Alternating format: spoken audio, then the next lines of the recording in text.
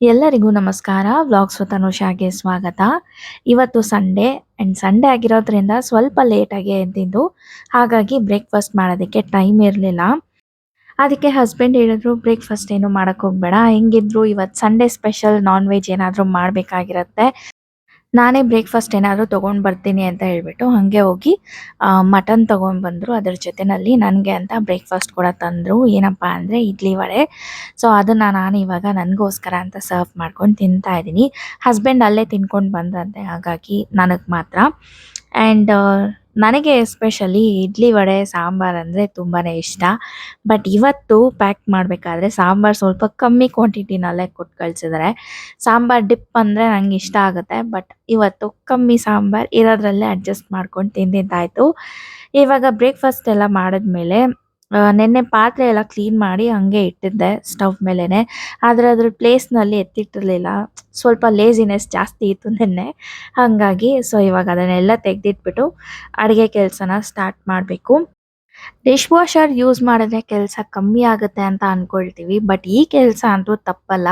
ಅದಕ್ಕೆ ಲೋಡ್ ಮಾಡಬೇಕು, ಮತ್ತೆ ಅನ್ಲೋಡ್ ಮಾಡಬೇಕು. ಅನ್ಲೋಡ್ ಮಾಡಿದ ಪಾತ್ರೆಗಳನ್ನು ಅದರ ಪ್ಲೇಸ್‌ಗೆ ಜೋಡಿಸಿಡ್ಬೇಕು. ಈ ಕೆಲಸ ಅಂತೂ ತಪ್ಪಿದ್ದಲ್ಲ. ಸೊ ನನಗೆ ಈ ಪರ್ಟಿಕ್ಯುಲರ್ಲಿ ಈ ಕೆಲಸ ಅಂದರೆ ಇಷ್ಟನೇ ಆಗಲ್ಲ. ಅದನ್ನು ಕೆಲವೊಂದ್ಸಲ ನಾನು ಏನು ಮಾಡ್ತೀನಿ ಅಂದರೆ ಹಾಗೆ ಡೈನಿಂಗ್ ಟೇಬಲ್ ಮೇಲೆ ಇಟ್ಬಿಟ್ಟಿರ್ತೀನಿ. ಬೇಕಾಗಿರೋದನ್ನ ಪಾತ್ರೆ ಎಲ್ಲ ಹಾಗೆ ತೊಗೊಂಡು ಯೂಸ್ ಮಾಡ್ತಾ ಇರ್ತೀನಿ. ಬಟ್ ಆ ಥರ ಇಟ್ಟರೆ ಆಬ್ವಿಯಸ್ಲಿ ಲುಕ್ಕೂ ಚೆನ್ನಾಗಿರಲ್ಲ. ಯಾರಾದರೂ ದಿಢೀರಂತ ಮನೆಗೆ ಬರಬೇಕು ಅಂದರೆ ಎಲ್ಲ ಹಂಗೆ ಪಾತ್ರೆ ಇದ್ದರೆ ನೋಡೋದಕ್ಕೂ ಚೆನ್ನಾಗಿರಲ್ಲ. ಹಂಗಾಗಿ ಕಷ್ಟಪಟ್ಟು ಇಷ್ಟ ಇಲ್ಲದೆ ಈ ಕೆಲಸನ ಮಾಡಿ ಫಿನಿಶ್ ಮಾಡಿದ್ದಾಯಿತು. ಆ್ಯಂಡ್ ಅಡುಗೆ ಕೆಲಸ ಎಲ್ಲ ಸ್ಟಾರ್ಟ್ ಮಾಡೋಕ್ಕಿಂತ ಮುಂಚೆ 1 ಕಪ್ ಕಾಫಿ ಕುಡ್ದ್ಬಿಡೋಣ ಅಂದ್ಬಿಟ್ಟು ಇವಾಗ ಹಾಲನ್ನು ಕೂಡ ಕಾಯಿಸೋದಕ್ಕೆ ಎಲ್ಲ ರೆಡಿ ಮಾಡ್ಕೊಳ್ತಾ ಇದ್ದೀನಿ. ಏನೇ ಆಗಲಿ ಸಪೋಸ್ ನಾವೇನಾದರೂ ಸ್ವಲ್ಪ ಲೇಟಾಗಿ ಎದ್ಬಿಟ್ರೆ ಸ್ಲೀಪಿ ಮೂಡಾಗೇ ಇರುತ್ತೆ. ಏನು ಕೆಲಸ ಮಾಡೋದಕ್ಕೂ ಇಂಟ್ರೆಸ್ಟೇ ಇರಲ್ಲ. ಅಂಥ ಟೈಮ್‌ನಲ್ಲಿ 1 ಕಪ್ ಕಾಫಿ ಬೇಕೇ ಬೇಕು. ಹಾಗಾಗಿ ನಾನಿವಾಗ ಕಾಫಿ ರೆಡಿ ಮಾಡ್ತಾ ಇದ್ದೀನಿ. ಆ್ಯಂಡ್ ನನ್ನ ಹಸ್ಬೆಂಡ್ ಕೂಡ ಫಸ್ಟು "ನೀನು ಅಡುಗೆ ಕೆಲಸ ಮಾಡೋಕ್ಕಿಂತ ಮುಂಚೆ ನನಗೊಂದು ಗ್ಲಾಸ್ ಕಾಫಿ ಮಾಡಿಕೊಟ್ಬಿಡು, ಆಮೇಲೆ ನೀನು ಕೆಲಸನ ಸ್ಟಾರ್ಟ್ ಮಾಡು" ಅಂತ ಡಿಮ್ಯಾಂಡ್ ಮಾಡ್ತಾಯಿದ್ರು. ಓಕೆ, ಆ್ಯಸ್ ಯು ವಿಶ್ ಅಂದ್ಬಿಟ್ಟು ನಾನು ಹಾಲನ್ನು ಕಾಯೋದಕ್ಕೆ ಇಟ್ಬಿಟ್ಟು ಇವಾಗ ಮಟನ್ ಸಾರು ಮಾಡೋದಕ್ಕೆ ಅಂತ ಬೆಳ್ಳುಳ್ಳಿ ಸುಲಿಯೋದಕ್ಕೆಲ್ಲ ರೆಡಿ ಮಾಡ್ಕೊಳ್ತಾ ಇದ್ದೀನಿ. ಸುಲಿಯೋದಕ್ಕೆ ಅಂದರೆ ಸಿಕ್ಕಾಪಟ್ಟೆ ಟೈಮ್ ತೊಗೊಳುತ್ತೆ. ಅದಕ್ಕೆ ಫಸ್ಟ್ ಈ ಕೆಲಸನ ಮಾಡಿಬಿಟ್ರೆ ಅಂದರೆ ಬೆಳ್ಳುಳ್ಳಿ ಎಲ್ಲ ರೆಡಿ ಮಾಡಿ ಇಟ್ಕೊಂಡ್ಬಿಟ್ರೆ ಆಮೇಲೆ ಮಿಕ್ಕಿದ ಇಂಗ್ರೀಡಿಯೆಂಟ್ಸ್ ಎಲ್ಲನೂ ವಾಶ್ ಮಾಡಿಕೊಂಡು ರೆಡಿ ಮಾಡ್ಕೊಂಡು ಬೇಗ ಸಾರು ಮಾಡಿಬಿಡ್ಬೋದು. ಅಷ್ಟರಲ್ಲಿ ಇದನ್ನ ಹಾಲು ಕೂಡ ಕಾದಿದೆ. ಸೊ ಕಾಫಿ ಮಿಕ್ಸ್ ಮಾಡಿಬಿಟ್ಟು ಹಸ್ಬೆಂಡ್‌ಗೂ ಕೂಡ ಕೊಟ್ಬಿಟ್ಟೆ. ಆ್ಯಂಡ್ ಅದ್ರ ಜೊತೆನಲ್ಲೇ ನಾನು ಅವ್ರ ಜೊತೆನಲ್ಲೇ ಕುತ್ಕೊಂಡು ಬೆಳ್ಳುಳ್ಳಿನ ಕೂಡ ಸುಲ್ಕೊಳ್ತಾ ಇದ್ದೀನಿ ಹಂಗೆ ಕಾಫಿ ಕುಡಿತಾ. ಅವರು ಏನೋ ಕೆಲಸ ಇದೆ ಅಂದ್ಬಿಟ್ಟು ಅವ್ರು ಮಾಡ್ಕೊಳ್ತಾ ಇದ್ರು. ಸೊ ಕಂಪನಿ ಕೊಡೋಣ ಅಂದ್ಬಿಟ್ಟು ಅಲ್ಲೇ ಕುತ್ಕೊಂಡು ಹರಟೆ ಹೊಡ್ಕೊಂಡು ಮಾಡ್ತಿದ್ವಿ ಕೆಲಸನ. ಆ್ಯಂಡ್ ಬೆಳ್ಳುಳ್ಳಿ ಎಲ್ಲ ಸುಲ್ಕೊಂಡ್ಮೇಲೆ ಇನ್ನೊಂದು ಇಂಪಾರ್ಟೆಂಟ್ ಕೆಲಸ ಆಯಿತು. ಅದು ನನಗೆ ಇಷ್ಟನೇ ಆಗದೇ ಇರೋವಂಥ ಕೆಲಸ. ಏನಪ್ಪ ಅಂದರೆ ಕೊತ್ತಂಬರಿ ಸೊಪ್ಪನ್ನು ಬಿಡಿಸೋದು. ಹಸ್ಬೆಂಡ್ ಹೋಗಿ ಸುಮ್ಮನೆ ಹಂಗೆ ಸೋಫಾ ಮೇಲೆ ಮಲ್ಕೊಂಡಿದ್ರು. ನಾನು ಅವ್ರನ್ನ ಎಬ್ಬಿಸ್ಬಿಟ್ಟು ಕೆಲಸ ಕೊಟ್ಟಿದ್ದೀನಿ ಇದನ್ನು ಕ್ಲೀನ್ ಮಾಡಿ ಕೊಡಿ ಅಂದ್ಬಿಟ್ಟು. ಸೊ ಅಷ್ಟರಲ್ಲಿ ಅವರೆಲ್ಲ ಅದೆಲ್ಲ ಕ್ಲೀನ್ ಮಾಡಿ ಕೊಡೋ ಅಷ್ಟರಲ್ಲಿ ಮನೆ ಗುಡಿಸ್ಬಿಡೋಣ ಅಂದ್ಬಿಟ್ಟು ಇವಾಗ ಅದನ್ನು ಕೂಡ ಮಾಡ್ತಾ ಇದ್ದೀನಿ. ಆವಾಗ ನೆನಪಾಯಿತು ನನಗೆ ಪ್ರೀವಿಯಸ್ ಡೇ ಹಸ್ಬೆಂಡ್ ಹೋಗಿ ತರಕಾರಿ ಎಲ್ಲ ತಂದಿದ್ರು ಮಾರ್ಕೆಟ್‌ಗೆ ಹೋಗಿ. ಸೊ ಅದೆಲ್ಲ ಎತ್ತಿಟ್ಟಿದ್ರು. ಬರೀ ಆಲೂಗಡ್ಡೆ ಒಂದು ಹಾಗೆ ಇತ್ತು. ಅದನ್ನೆಲ್ಲ ಎತ್ತಿಡಬೇಕು ಅಂತ ಅಂದ್ಕೊಂಡಿದ್ದೆ. ಬಟ್ ಅದಕ್ಕೂ ಮುಂಚೆ ಈ ಸ್ಟ್ಯಾಂಡ್‌ನಲ್ಲಿ ಸಿಕ್ಕಾಪಟ್ಟೆ ತೆಂಗಿನಕಾಯಿಗಳು ಸೇರಿಬಿಟ್ಟಿತ್ತು. ನಮ್ಮ ಮನೇಲಿ ಜಾಸ್ತಿ ತೆಂಗಿನಕಾಯಿ ಯೂಸ್ ಮಾಡಲ್ಲ. ಕಳ್ಸಕ್ಕಿಟ್ಟಿರೋದೆಲ್ಲ ಹಾಗೆ ಇರುತ್ತೆ ಅಲ್ವಾ. ಸೊ ಅದು ಒಣಗೋಗಿ ನೀರೆಲ್ಲ ಹಿಂಗೋಗಿ ಒಂಥರ ಕೊಬ್ಬರಿನೂ ಆಗಿರಲ್ಲ, ಹಂಗೆ ತೆಂಗಿನಕಾಯಿ ಥರನೂ ಇರಲ್ಲ. ಆ ಥರ ಮೀಡಿಯಮ್ ಸ್ಟೇಟ್‌ನಲ್ಲಿರುತ್ತೆ. ಅದನ್ನ ತೆಗ್ದಿಟ್ಟಿದ್ದೀನಿ ನಾನು ಒಂದು ಬ್ಲಿಂಕಿಟ್ ಕವರ್‌ನಲ್ಲಿ ಹಾಕಿ. ಆ್ಯಂಡ್ ನನಗೆ ಆಲೂಗಡ್ಡೆನ ಬೈ ಮಿಸ್ಟೇಕ್ ನನ್ನ ಹಸ್ಬೆಂಡ್ ಮಾರ್ಕೆಟ್‌ಗೆ ಹೋದಾಗಲೂ ತೊಗೊಂಡ್ಬಂದ್ಬಿಟ್ರು. ಆ್ಯಂಡ್ ಮೊನ್ನೆ ಬ್ಲಿಂಕಿಟ್‌ನಲ್ಲಿ ಆರ್ಡರ್ ಮಾಡಬೇಕಾದ್ರೆ ಅಲ್ಲೂ ಕೂಡ 1 ಕೆಜಿ ಹಂಗೆ ಹಾಕ್ಬಿಟ್ಟಿದ್ರು. ಸೊ ಅದು ಜಾಸ್ತಿ ಆಗಿಬಿಟ್ಟಿದೆ. ಇವಾಗ ಆಲೂಗಡ್ಡೆ ಹೆಂಗೆ ಖಾಲಿ ಮಾಡೋದು ಅಂತ ಯೋಚನೆ ಮಾಡ್ತಾ ಇದ್ದೀನಿ. 2 ಕೆಜಿ ಆಲೂಗಡ್ಡೆ ಸೇರಿಬಿಟ್ಟಿದೆ ಮನೆಯಲ್ಲಿ. ಸೊ ಅದನ್ನೆಲ್ಲ ತೆಗೆದಿಟ್ಬಿಟ್ಟು ಮನೆ ಕಸ ಎಲ್ಲ ಫುಲ್ಲು ಗುಡಿಸಿ ಆಮೇಲೆ ನಾನಿವಾಗ ಅಡುಗೆ ಕೆಲಸ ಕಂಟಿನ್ಯೂ ಮಾಡೋದಕ್ಕೆ ಅಂತ ಬಂದಿದ್ದೀನಿ. ಆ್ಯಂಡ್ ಇವಾಗ ಎಲ್ಲ ಪ್ರಿಪ್ರೇಷನ್ಸ್ ಎಲ್ಲ ಮಾಡ್ಕೊಳ್ತಾ ಇದ್ದೀನಿ. ಮಟನ್ ಸಾರು ಆಲ್ರೆಡಿ ನಾನು ಎಷ್ಟೊಂದು ಸಲ ವಿಡಿಯೋನಲ್ಲಿ ಶೇರ್ ಮಾಡಿದ್ದೀನಿ. ಅದಕ್ಕೆ ಅಂತ ಡೆಡಿಕೇಟೆಡ್ ಆಗಿ ಸಪ್ರೇಟಾಗಿ ವಿಡಿಯೋನ ಕೂಡ ಮಾಡಿದ್ದೀನಿ.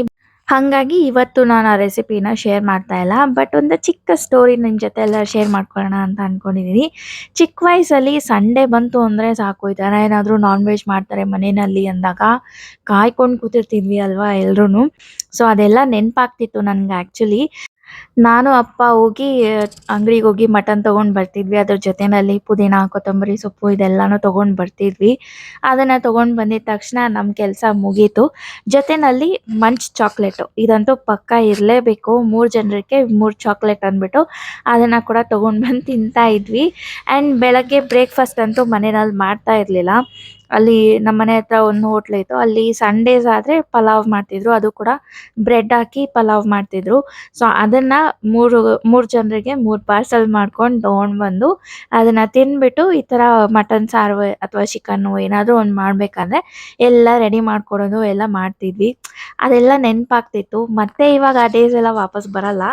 ನನಗೆ ಇವಾಗ ಮಾಡ್ಕೊಳೋದಕ್ಕೆ ಇವಾಗ ಯಾರು ಇಲ್ಲ. ನಾನೇ ಮಾಡ್ಬೇಕು ಹಂಗಾಗಿ. ಸೊ ಆ ಮೆಮೊರೀಸ್ ಎಲ್ಲ ಬರ್ತಾ ಇತ್ತು. ಅದನ್ನ ಈ ವ್ಲಾಗಲ್ಲಿ ಶೇರ್ ಮಾಡೋಣ ಅಂತ ಅನ್ಕೊಂಡೆ. ಸೊ ಶೇರ್ ಮಾಡಿದೀನಿ. ನಿಮ್ಗೂ ಈ ತರ ಯಾವ್ದಾದ್ರು ಮೆಮೊರಿ ಇದ್ರೆ ಮಿಸ್ ಮಾಡದೆ ಕಮೆಂಟ್‌ನಲ್ಲಿ ತಿಳಿಸಿ. ನಾನು ಕೂಡ ಓದಿ ತಿಳ್ಕೊಳ್ತೀನಿ. ನಮ್ಮ ಮನೆಯಲ್ಲಿ ಮಟನ್ ಆಗ್ಲಿ, ಚಿಕನ್ ಆಗ್ಲಿ, ಏನೇ ನಾನ್ ವೆಜ್ ಆಗ್ಲಿ ಕ್ಲೀನ್ ಮಾಡಿ ಕೊಡೋದು ನನ್ ಹಸ್ಬೆಂಡ್ ಕೆಲ್ಸ. ಇವತ್ತೂನು ಅವರೇ ಕ್ಲೀನ್ ಮಾಡಿ ಕೊಟ್ಟಿದ್ದು. ಅದ್ರ ಜೊತೆನಲ್ಲಿ ಚಿಕ್ಕ ಪುಟ್ಟ ಕೆಲಸ ಮಾಡಿ ಕೊಡ್ತಾರೆ. ಕೊತ್ತಂಬರಿ ಸೊಪ್ಪು, ಪುದೀನ ಎಲ್ಲ ಕ್ಲೀನ್ ಮಾಡಿ ಕೊಡೋದು ಈ ತರ ಎಲ್ಲಾನು.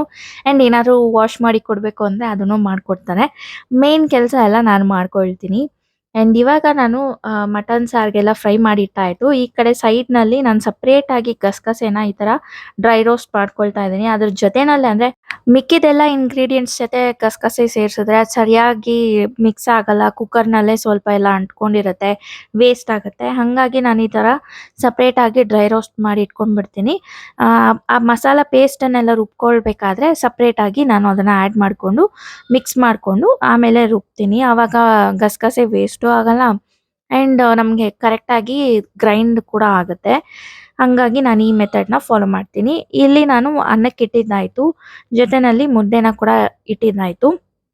ಅಷ್ಟರಲ್ಲಿ ನಾನು ಇವಾಗ ಪೇಸ್ಟ್ ರೆಡಿ ಮಾಡ್ಕೊಳ್ಳೋಣ ಅಂದ್ಬಿಟ್ಟು ಅದನ್ನ ರುಬ್ಕೊಳ್ತಾ ಇದ್ದೀನಿ.